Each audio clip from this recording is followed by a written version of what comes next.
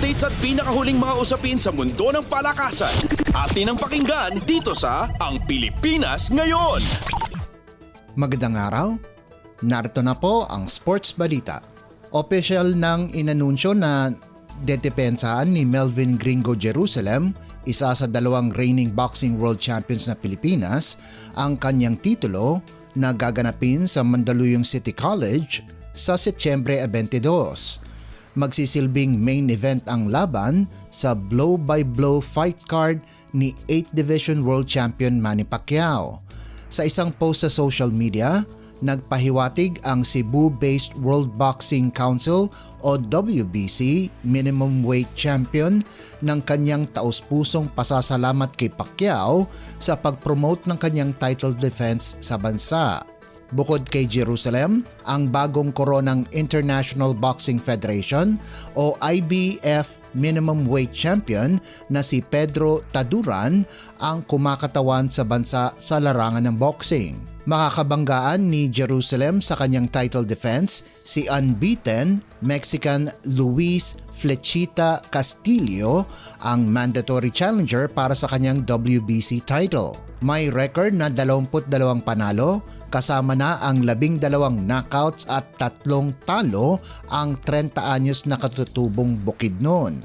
Samantala, si Castillo ay nananatiling walang talo sa 21 laban na may 13 knockouts at ito ang una niyang salang sa labas ng Mexico na layunin ay makuha ang kanyang unang world title.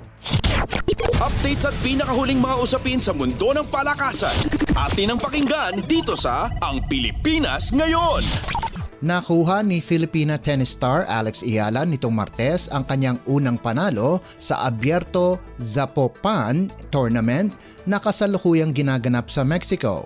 Sa first round, tinalo ni Ayala si Victoria Hu ng Estados Unidos sa loob ng 3 sets, 3-6, 7-6 at 6-4 para umabante sa round of 16. Dinomina ni Hu si Ayala sa first set, subalit bumawi ang 19 anyos na si Ayala sa second at third set para kunin ang panalo. Kasalukuyang ranked 153rd si Ayala sa world standings at susunod nitong makakalaban si 4th seeded Tatiana Maria ng Germany sa Webes. Updates at pinakahuling mga usapin sa mundo ng palakasan. Atin ang pakinggan dito sa Ang Pilipinas Ngayon. Sasabak ang Gilas Pilipinas Boys sa 2024 FIBA Under-18 Asia Cup nang hindi kompleto ang kanilang players pagkatapos magtamo ng injury si upcoming rising star Andy Gimao. Inanunsyo ng Samahang Basketball ng Pilipinas o SBP na ang 18 anyos na si Gimao ay nagtamo ng third metacarpal bone fracture na natamo nito sa tune-up game ng Gilas laban sa Iran. Dumating ang balita isang araw bago simulan ng youth team ang kanilang kampanya laban sa Indonesia itong Martes ng gabi na gaganapin sa Amman, Jordan. Malaking paghihinayang naman ang sinabi ni Gilas Boys Team Manager Dean Castaño dahil ginagawa nila ang lahat para manatiling malusog ang kanilang players, subalit nangyayari ito dahil ang basketball ay isang physical sport.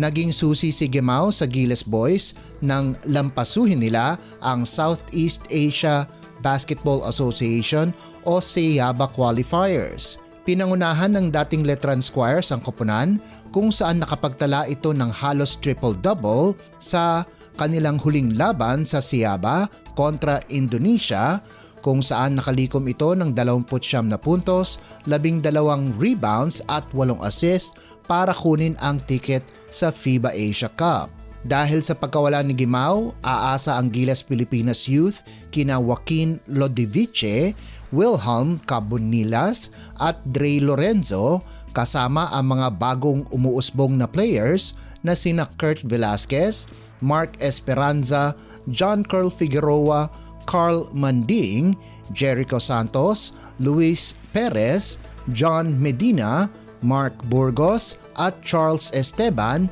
na mamanduhan ni head coach Josh Reyes. Nasa Group D ang Pilipinas kung saan una nilang makakatapat ang Indonesia, kasunod ang host Jordan at New Zealand na parehong gaganapin sa Miyerkules.